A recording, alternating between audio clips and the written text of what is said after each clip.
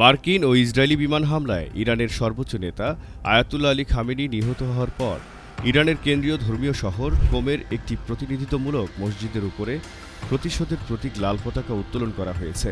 এটিকে ইরানের অভ্যন্তরে কঠোর প্রতিক্রিয়ার ইঙ্গিত দেওয়ার প্রতীকী পদক্ষেপ হিসেবে দেখা হচ্ছে। ইরানি গণমাধ্যমের খবর অনুযায়ী কোমের জামকারান মসজিদের গম্বুজের উপরে একটি লাল পতাকা উত্তোলন করা হয়। মসজিদের লাল পতাকা শহীদদের রক্তের প্রতিশোধ এবং ভয়াবহ যুদ্ধের আসন্নতার প্রতীক হিসেবে পরিচিত। স্থানীয় সংবাদ মাধ্যমগুলো জানিয়েছে যে এটি দেশে এবং বিদেশের শত্রুদের বিরুদ্ধে কঠোর প্রতিশোধ এবং বিচারের জন্য দৃঢ় সংকল্পের একটি সতর্ক বার্তা হিসেবে কাজ করে। ইরানের রাষ্ট্রপরিচালিত প্রেস টিভি জানিয়েছে, এই লাল পতাকাটি ইসলামী বিপ্লবের নেতার রক্তপাতের প্রতিশোধের প্রতীক। উত্তোলন অনুষ্ঠানে মসজিদের কর্মকর্তা এবং ধর্মগুরুরা খামেনির প্রতিকৃতি বহন করে অনুষ্ঠান পরিচালনা করছিলেন বলে জানা গেছে।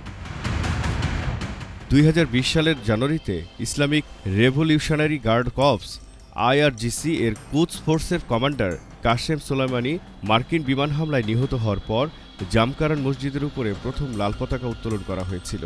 সেই সময় এটি প্রতিশোধের প্রতীক হিসেবেও ব্যবহৃত হয়েছিল। প্রতিশোধের প্রতীক হিসেবে লাল পতাকা তুলেছে ইরান।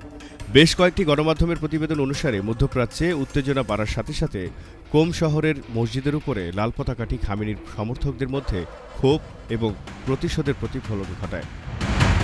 শনিবার ইরানে ইসরায়েল মার্কিন যৌথ হামলার সময় তেহরানে এক বিমান হামলায় খামেনি নিহত হন।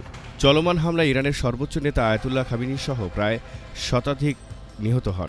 পরে ইরান যুক্তরাষ্ট্রের ঘাঁটি লক্ষ্য করে মধ্যপ্রাচ্য জুড়ে হামলা চালায়। ইসরায়েলেও ক্ষেপণাস্ত্র ছোড়ে ইরান। দুনিয়া ডিজিটাল।